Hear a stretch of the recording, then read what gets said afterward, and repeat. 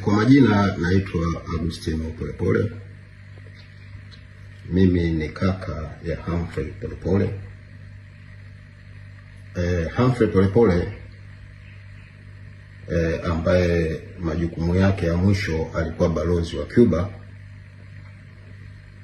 ametekwa usiku huu wa kuamkia leo na ndugu mmoja anatambulika kwa jina la Mafwele.